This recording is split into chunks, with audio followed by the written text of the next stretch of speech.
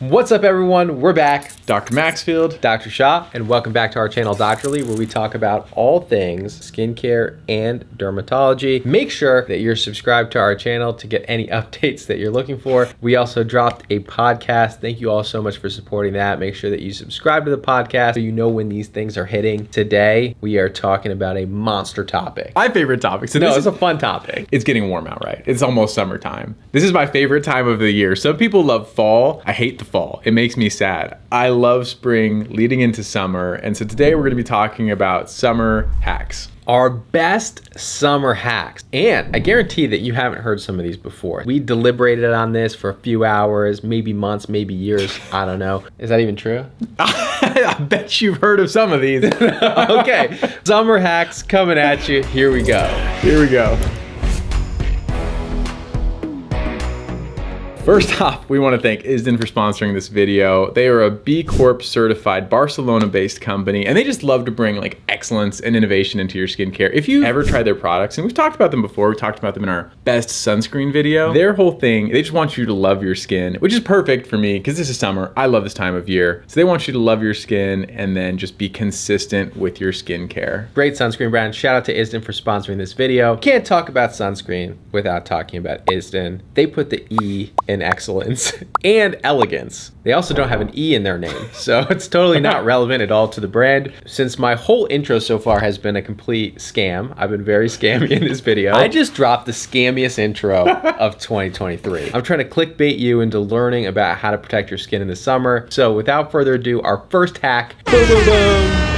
The first hack is adding antioxidants to your sunscreen. Now, I feel like it's appropriate that I say this one because antioxidants have forever been on my overhyped list. I have been very critical of them in the past, and mostly it was during the celebrity time where people's skincare routines were completely antioxidant based. Since then, we've all rolled it back. Everyone's rolled it back. And this is how you use antioxidants deliberately. They shine in a supporting role when paired with that foundational product ingredient step sunscreen. 100%. So you could look for sunscreens that have antioxidants in them, or you could just stack your antioxidants and follow it with a sunscreen. And that's really one of the best ways to do it if your sunscreen doesn't already have antioxidants in it. Why is this important? First of all, antioxidants, what do they do? So there's a lot of free radical damage that's happening to your skin. That's from sun exposure, that's from environmental pollution, but these things are amplified in the summer. And so you need something, an antioxidant, to scavenge these free radicals that are being created by your environment.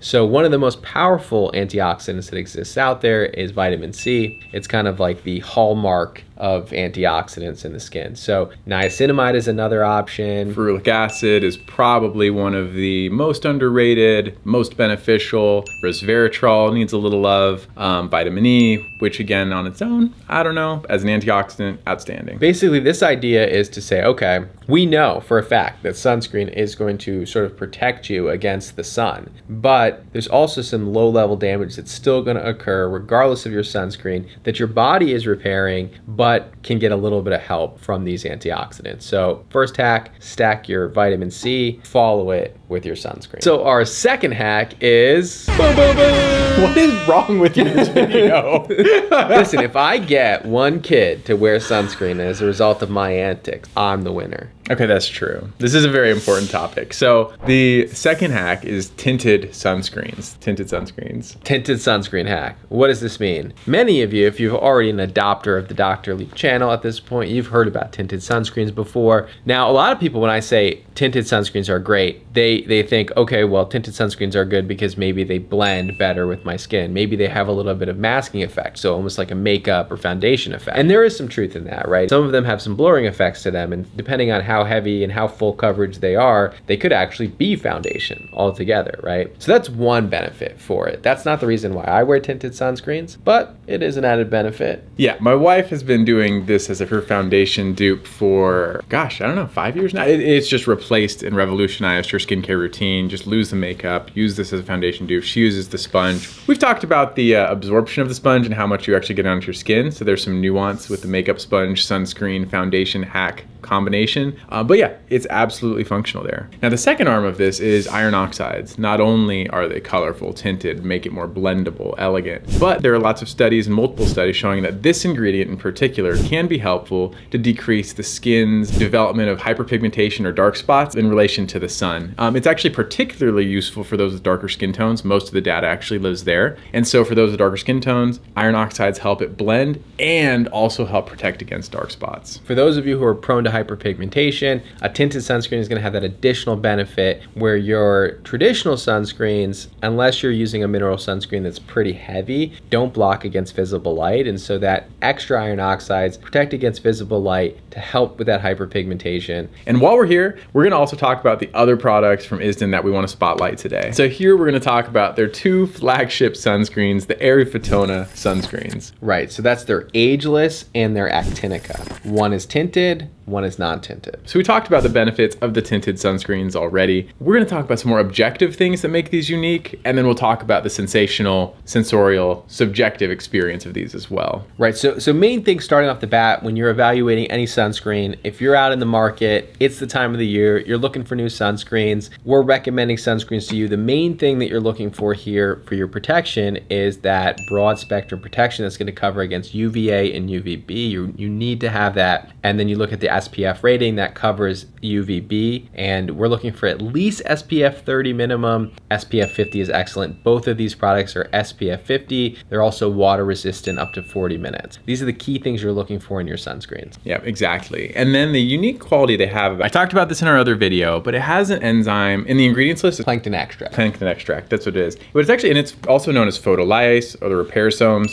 These take the sunscreen and elevate it to the next level. This actually helps repair existing sun damage. So not only do these sunscreens broadly and effectively protect, but they also help repair existing sun damage, and that's an extremely unique feature. As far as I know, these may be the only sunscreens that have this ingredient, or if there are other ones, they're much less common than these. This ingredient is able to repair damage that's actually caused by the sun, and the ingredient actually won a Nobel Prize, fascinatingly. So definitely a lot of science behind that. Basically what happens, without going into tremendous detail about this, your body, it gets damaged by the sun. Something happens, it's called the cyclobutane pyrimidine dimer, and then your body has mechanisms to repair that, but we lost some of those mechanisms through evolution. And then this photolyase is something that comes from plants, plankton specifically, that is able to repair damaged DNA, and that's what the studies had shown in those clinical studies that they had done to get the Nobel Prize.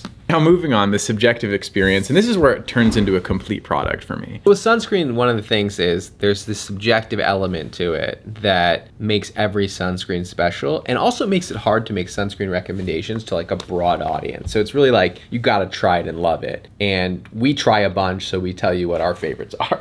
That's basically how it works. Let's try these on. We're gonna do a split face between the ageless, which is the tinted, and then the non-tinted actinica. So the left side, or this side of my face, I don't know what side it's going to be for you, is going to be tinted, and then this one is going to be the actinica non-tinted. Time lapse this bad boy. So I'm going to do one finger length per side face. That's a good move. So he is tapping each area to ensure more even distribution. This is a rookie mistake that I still make. I will take the glob, slap it on my forehead, and then you're left with less as you move on. So pro move from Dr. Shah. Okay, we'll switch.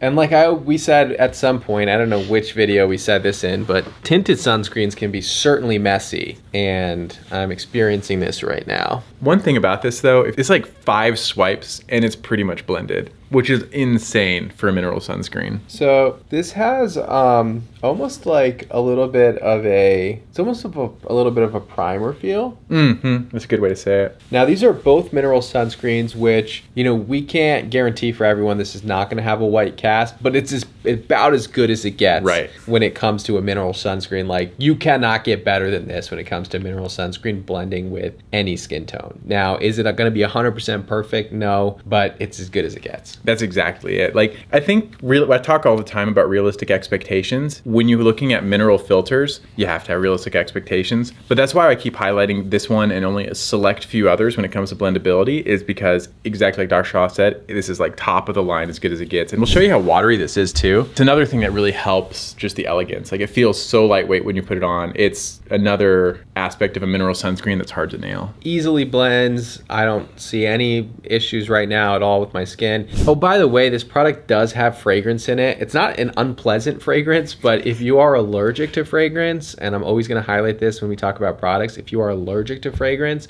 which about 4% of people or so are, more sensitive skin, then definitely be aware that both of these products have fragrance. Perfect. Just be aware of that. Yeah, and this does, I mean, it just blends phenomenally well. I mean, if you're looking for that more elegant, elegant sunscreens, this is certainly one of the products that you want to try out. Interestingly, there are some new filters apparently being developed in Europe that will block against visible light. Pretty exciting stuff, so be on the lookout for that. They're certainly not approved in the US yet, because why would they be? The FDA monograph is like 70 years behind. Long way to go there. So that's our hack number 2. Now hack number 3. So hack number 3 is how to get sunscreen into those difficult areas, hairy areas, scalp areas, and even reapplying onto other areas with makeup on. This is all very difficult for people. So actually, I was talking with a plastic surgeon, and his first question to me was, do you recommend sunscreen on the scalp? And I said, yeah, absolutely. Like, I cut skin cancers out of the scalp frequently. It's a problem area. And then he said, well, how do you get it there? And I was like, you just try harder.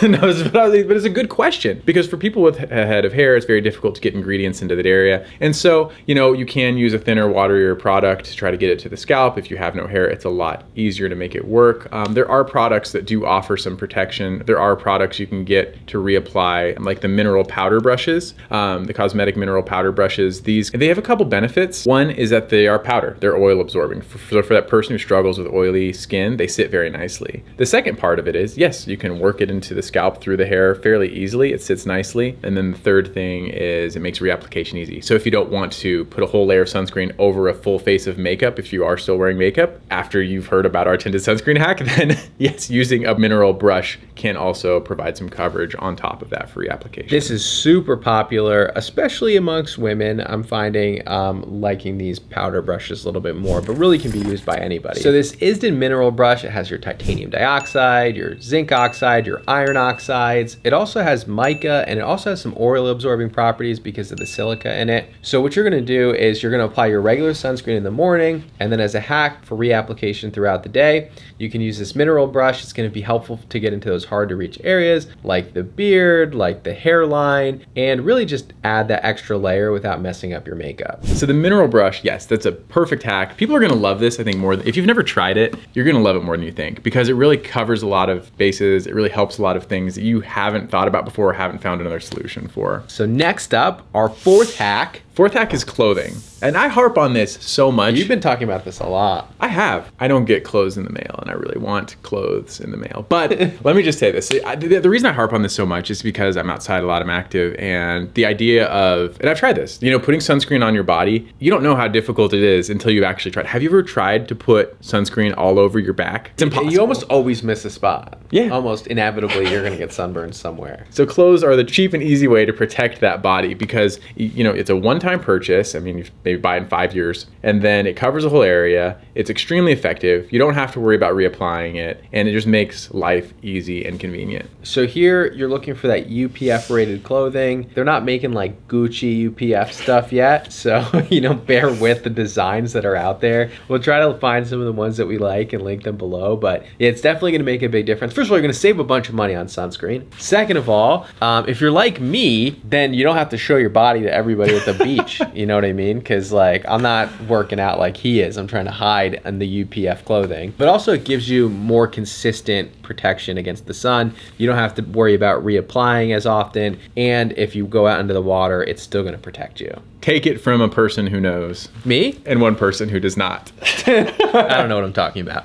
And then the next hack. The next hack is your moisturizer. So you're like, how is this a hack? Well, one, your skincare should age with you. Your skincare should evolve with you throughout the season, and your moisturizer is that step too. Like, I definitely hard switch my moisturizers between winter and summer, and using those gel, lotion, lightweight moisturizers in the summer is outstanding. It makes you love your skin, helps you be consistent. Also, don't sleep on the sunscreen as your moisturizer. If you have a nice moisturizing sunscreen, that's it. Your protect step is done for the morning. It's terrific. Right, so you can definitely double your sunscreen as a moisturizer, but at night, you don't need to wear sunscreen, especially if you have an expensive sunscreen. You want to save that for the daytime, so just a lightweight gel type moisturizers are great for the summer. It is definitely appropriate to change your skincare for the season. So like we always say, heavier creams in the winter, gel type moisturizers in the summer. Makes a big deal because your skin and the environment around you and the humidity around you is changing, even if your skin personally is not changing. So that pretty much wraps up our summer hacks. Hopefully you found them helpful. You've probably seen some of them before, so spoiler alert. Thank you all so much for tuning in. Please, this summer, enjoy, go outside. Don't be afraid of the sun, in the sense that, you know, a lot of times dermatologists, especially on social media, we get on here, we tell you to be so worried about the sun that you end up staying in a cocoon somewhere, not enjoying life, not spending time with the kids and the family. Life is short regardless. Spend as much time as you can with the family, with the kids, go on vacation, go to the beach. Just make sure that you're protecting yourself the best that you can. That means wearing sunscreen. If you're out in the sun, reapplying every 2 hours, wearing that UPF clothing. Still have fun. Life is short, like I said. Dr. Maxfield and I know. Take advantage of the time you have. It's a very interesting, like, heartfelt monologue by Dr. Shaw. I don't know. He's like not telling me something about his health. But yeah, I completely agree. Like, have an adventure. Life's an adventure. My thing has always been not necessarily sun avoidance. For some people, it probably is necessary. But in general, not sun avoidance, sun protection. So just like live life, have an adventure, and enjoy the summer. Thank you all so much for tuning in. Please like, comment, and subscribe. And we'll see you in the next video. We appreciate you always. Right, so what we have here is there are 2 hero products, the Isdin Photo, Eryfotona, Eryfotona, right. Eryfotona actinica, right? Here we're going to talk about Okay, all right. Eryfotona, though. Eryfotona. Eryfotona. Eryfotona. Like Eryfotona. Okay, Eryfotona. Eryfotona. Eryfotona. I'm saying it right. Eryfotona. Yeah, there was good. You're like emphasizing the faux, like foot, like Eryfotona. It's Eryfotona. Eryfotona. Eryfotona. Eryfotona. Emphasis on the I. Eryfotona. Like you're airy. Eryfotona. Eryfotona. That's on the Here, we're just Eryfotona. This is gonna be Eryfotona. Eryfotona. All right, got it. I'm literally saying the same word. We're saying the same word. Eryfotona. You're saying Eryfotona. I'm saying Eryfotona. Eryfotona. I'm saying the same word you're saying. You're not. Like, we're exactly saying the same word. Say it. Eryfotona. You're not even get this at all the same. The same word. You're gonna try it again? No, you say it. Okay. You say it. All right. So here, I've never thought of plankton as plants. It's so interesting. Is it an algae? I don't know. I think they might be one of these plant animals. If you don't know, there are a lot of organisms that coexist in the amoeba. What's the one that starts with a P? What's a plankton? character on SpongeBob. That's like all a I'm thinking. I shrimp. can just keep picturing Plankton on SpongeBob. Which, did you know that he had photolyase properties?